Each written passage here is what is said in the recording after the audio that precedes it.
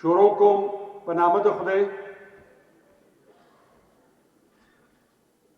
چې د دې لویې ورځې په مناسبت باندې نن دا ټول ولس چې دلته ناست دی یا په وطن کې دی یا د وطن نه بهر دی هغوی ټول په دې قایل دي چې قبر که پرانیزئ یقین دی سلامت به وي قبر که پرانیزئ یقین دی سلامت به وي او خاورې څه طاقت لري چې دا ککرۍ خاورې کړي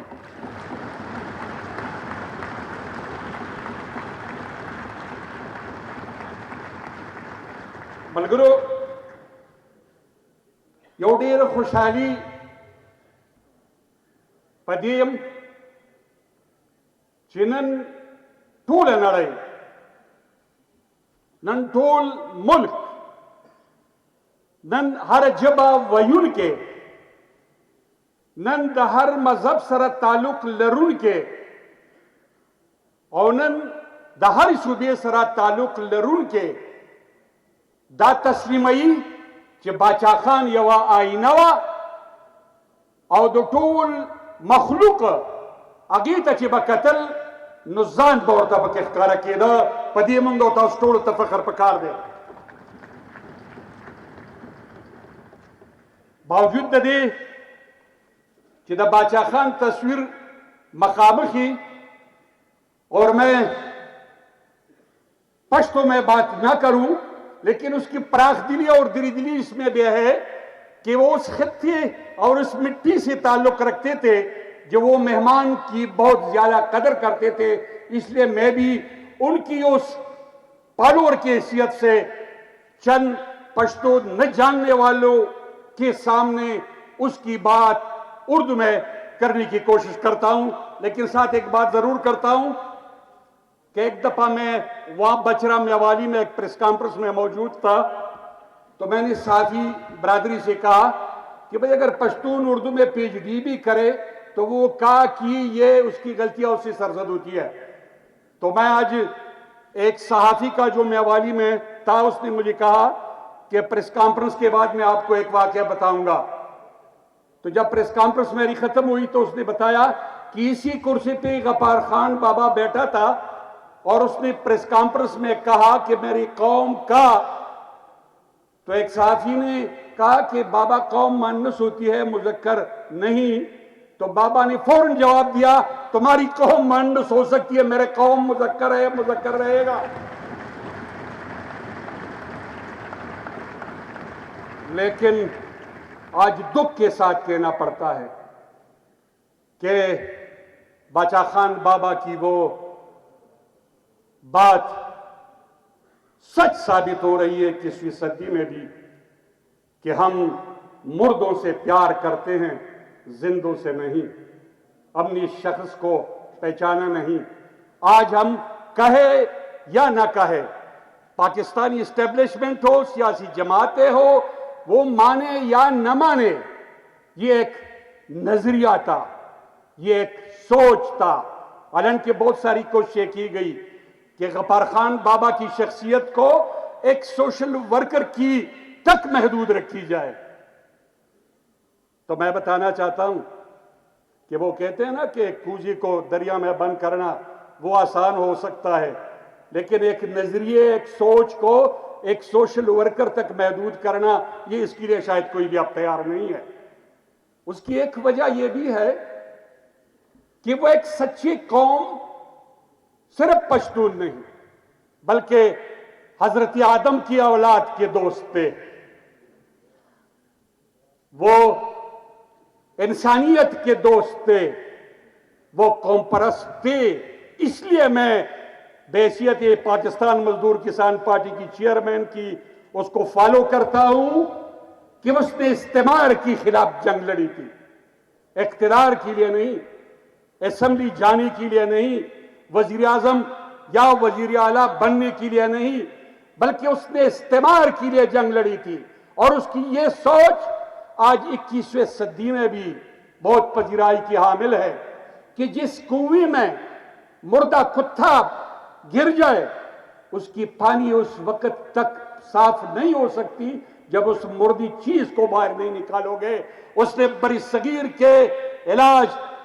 جو ہر قوم کی تھی، بیماری کی، صحت کی، تعلیم کی، اس نے کہا کہ پہلے اس کنویں کو،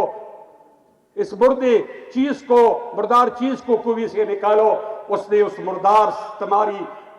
سامراج کو بری صغیر سے باہر نکالا۔ لیکن کتنی افسوس کی بات ہے کہ وہ شخصیت جس پہ کم از کم more than 100 کتابیں لکھی جا چکی ہیں، جس پہ درجنوں پی ایچ ڈی بن گئے ہیں،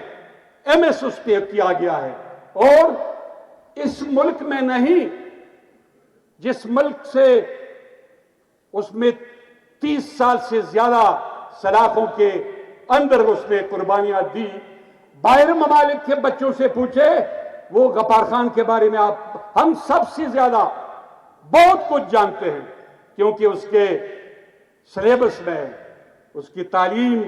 کے معیار میں اس کو جگہ دی گئی تھی۔ لیکن جس دھرتی کے لیے اس نے درویشوں کی زندگی بسر کی، اس دھرتی میں جو بھی آیا اس نے اس کو اگنور کر دیا۔ مطالعہ پاکستان سے اس کا نام نکالا گیا۔ اس میں ہم سب، آپ جو یہاں بیٹھے ہیں، جو پچھلی حکومتوں میں تھے یا آنے والی حکومتوں میں ہیں، آئیں گے، اس سے یہ سوال پاکستانی عوام ضرور کرے گا کہ جس شخص نے اپنی زندگی کا زیادہ حصہ اس مٹی کے لیے، اس قوم کے لیے دیا، اور اس وقت دیا جب یہاں مسلکی مدرسے بن رہے تھے خون بہانے کے لیے، اس وقت اس نے آزاد اور سائنسی تعلیم کے مدرسے کو، اس وقت اس نے قربانی دی جب یہاں خان بہادری کے پیچھے لوگ دوڑ رہے تھے، انگریز سامراج کی لیے وہ مخبریہ کرنے کے جدوجہد میں تھے، اس کو خان بہادریاں مل گئی، جائیدادیں مل گئی، لیکن غفار خان کو کچھ نہیں ملا۔ آج ہم اس شخصیت کو بھول گئے ہیں۔ لیکن ایک بات یاد رکھ کہ کوئی مانے یا نہ مانے، غفار خان نے ایک بات کی تھی، اور وہ یہ کہ خدمت پر کوئی اختلاف ایک دوسرے کے ساتھ نہیں بن سکتا۔ اگر قومیت، قوم پرست لوگ، اگر پاکستانی سیاسی جماعتیں آپس میں ایک دوسرے کو گریبان سے پکڑے ہوئے ہیں، تو وہ اس لیے نہیں کہ بھائی ایٹم بم ہے لیکن آٹا نہیں ہے، لاشیں ہیں لیکن کفن نہیں ہے، کروڑوں بے روزگار نوجوان ہیں لیکن نوکریاں نہیں ہے۔ جو لوگ بجلی پیدا کرتے ہیں اس کے گھر میں بجلی تو آنا تو دور کی بات، جو لوگ سوئی گیس پیدا کرتے ہیں اس کے گھر میں گیس نام کی کوئی چیز نہیں ہوتی، جن لوگوں کی نمک سے سینکڑوں کارخانے چل رہے ہیں، اس گھر کی میری ماں اور میری بہن ہمسائے سے نمک ادھار لیتی ہے۔ ان تمام حقوق کے اوپر میرے ایک دوست نے کہا کہ سیاسی جماعتیں یہ ذمہ دار نہیں ہیں۔ میں کہتا ہوں کہ نہیں، ضرور ہے، ضرور ہے جس کی پردہ ہے، کیونکہ اگر ان تمام سیاسی جماعتوں کو یہ معلوم ہے کہ بھائی نواز شریف کے ساتھ کیا ہوا، تو تڑ کے باوجود اس کے ساتھ کیا کیا گیا، ہماری یہ جو کل گیا ہے وزیر اعظم عمران خان، وہ کہتے ہیں 3.5 سال میں نے وزیر اعظم کی کرسی پہ بیٹھ کے یہ کبھی نہیں سمجھا کہ میں وزیر اعظم ہوں، اختیارات میرے پاس ہے، تو پھر اس کا ساتھ دینے کے لیے کہ بھائی میں چیز سواری دیتا ہوں،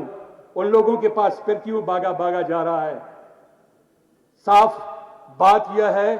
کہ یہاں 1947 سے لے کر 2023 تک ایک ہی طبقہ جو جرنلوں کی شکل میں ہے یا جرنل اس کے نام ہے، وہی حکمران ہے۔ باقی نواز شریف آئے، عمران آئے، کوئی اور آئے، اگر اس کی خوشامدی وہ نہیں کرے گا یا اس کا سایہ اس کے ہاتھ پہ نہیں ہوگا، سر پہ نہیں ہوگا، کوئی بھی حکمرانی نہیں کر سکے گی۔ اب فوج اور عوام کے درمیان یہی تضادات جو کل ہم چپکی چپ کے ایک دوسرے کے کانوں میں کہتے تھے، آج شکر ہے کہ غفار خان کے متوالوں کے علاوہ لاہور میں مال روڈ پہ بھی وہ نئی نعرے لگانے شروع کر دی گئے ہیں۔ آج ان کو بھی علم ہو گیا ہے، اور یہ علم اس دیوانے کی طرح ہے کہ ایک پاگل بندہ ایک دیہات میں سے گزر رہا تھا، تو اس نے دیکھا کہ مسجد میں نماز با جماعت ہو رہی تھی، وہ ہکا بکا رہ گیا کہ بھئی ایک ہی آواز پہ لوگ اٹھتی بھی ہیں، بیٹھتی بھی ہیں، زمین پہ لیٹتے ہیں، تو وہ کبھی ایک صف میں جا کے دیکھتا تھا، کبھی دوسری صف میں جا کے دیکھتا تھا، تو آخر میں جب وہ مولوی کے پاس گیا تو اس نے آواز لگائی کہ یار یہ سارا کام جو ہے یہ آگے والا کرتا ہے۔ اب پاکستانی جان گئے ہیں کہ اگر سیاست کرنی ہے تو ان کی چتری میں نہ جائیں، عوام کے پاس آئیں، اور اب عوام بھی یہ جان گئے ہیں کہ یہ جو اختلافات ہے یہ اس حوالے سے نہیں ہے کہ عوام کی خدمت کون زیادہ کرے گا، بلکہ اس حوالے سے ہے کہ ان جرنیلوں کو کون اچھی سواری کے طور پر وہ خود کو پیش کرے گا۔ اب یہی لڑائی ہوگی۔ تو دوستو، میں آخر میں صرف اتنا کہنا چاہتا ہوں کہ باچا خان ایک نظریہ تھا، ایک سوچ تھا۔ آج کل آپ دیکھ رہے ہیں کوئی ایک جگہ بیٹھ کے بیانیے بنا رہا ہے، کوئی دوسری جگہ بیٹھ کے بیانیے بنا رہے ہیں، اور وہ بیانیہ 48 گھنٹوں تک اس کا نہیں چلتے رہا تھا۔ غفار خان بابا نے بیانیہ بنایا تھا کہ افغانستان میں جنگ نہیں فساد ہے، اور یہ ڈالر کی ذریعے لڑی جا رہی جنگ ہے، وہ آج 21ویں صدی میں ہم سب کہہ رہے ہیں۔ غفار خان بابا نے کہا تھا کہ کلا باغ ڈیم پوری KPK کی تباہی کے اسباب بنتے جا رہے ہیں، اس سے آج سب لوگ وہی مانتے جا رہے ہیں۔ غفار خان بابا نے کہا تھا کہ اگر ہمیں مسائل کا سامنا کرنا پڑے تو ہمیں عوام میں جانا پڑے گا، اور اس لیے وہ اس کا ایک پشتو کا ایک زبردست ضرب المثل بھی ہے کہ پختون دے پختونے دے، اگر وہ پہاڑوں میں چڑھ کے لوگوں کے پاس جایا کرتا تھا۔ آج ہم شاید اس کی راستہ ہم نے چھوڑ دیا ہے۔ اس 21ویں صدی میں صرف اتنا کہوں گا کہ بابا تم جیت گئے، بابا تمہاری سوچ جیت گئی، بابا تمہارا نظریہ جیت گیا، تم نے سامراج کے خلاف، تم نے جاگیرداروں کے خلاف، تم نے اس کے ٹٹھوں کے خلاف، تم نے القابات سے انکار کر کے عوام میں کام کرنے کی جو مثال قائم کی ہے، آپ کو سر سلام۔ اور آج 21ویں صدی میں بھی باچا خان بابا ہم سب سے یہی کہہ رہے ہیں کہ ترازا زماس پر لیا میرے گداغیارو، ترازا زماس پر لیا میرے گداغیارو، دا دلئی دا وچو پانو دی سپا بشی پخپلا۔